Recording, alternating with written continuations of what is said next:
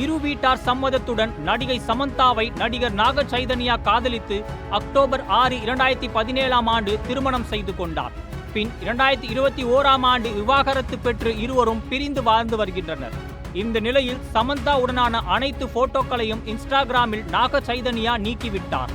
ஆனால் சமந்தாவுடன் இருக்கும் ஒரே ஒரு போட்டோவை மட்டும் விட்டு வைத்துள்ளார் நாக சைதன்யா. இன்று நாக சைதன்யா மற்றும் நடிகை ஷோபிதா இடையே திருமணம் நடைபெறும் நிலையில் அந்த பதிவின் கீழ் ரசிகர்கள் கமெண்ட் செய்து வருகின்றனர். தெலுங்கு சினிமாவில் உலகில் அடுத்த பிரம்மாண்ட திருமணமாக நடிகர் நாக சைதன்யா மற்றும் நடிகை ஷோபிதா இடையே இன்று திருமணம் நடைபெறுகிறது. கடந்த சில ஆண்டுகளாக இருவரும் டேட்டிங்கில் இருந்து வந்த நிலையில் இன்று இருவரும் திருமணம் செய்து கொள்ள உள்ளனர். முன்னதாக நடிகை சமந்தா மற்றும் நாக சைதன்யா ஆகியோர் காதலித்து திருமணம் முடித்த பின்னர் பரஸ்பரம் பிரிந்தனர்.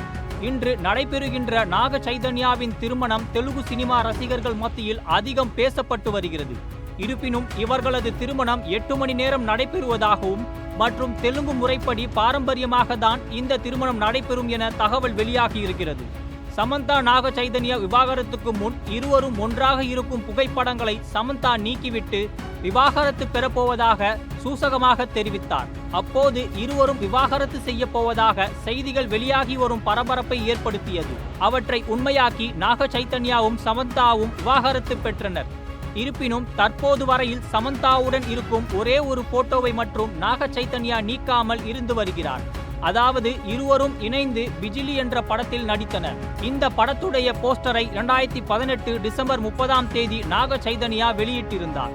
இந்த போஸ்டர் போட்டோவை மட்டும் அவர் நீக்காமல் வைத்திருக்கிறார். இதற்கு என்ன காரணம் என்பது இன்னும் தெரிய வரவில்லை. இந்த போட்டோவின் கீழ் ரசிகர்கள் கமெண்ட்களை குவித்து வருகின்றனர்.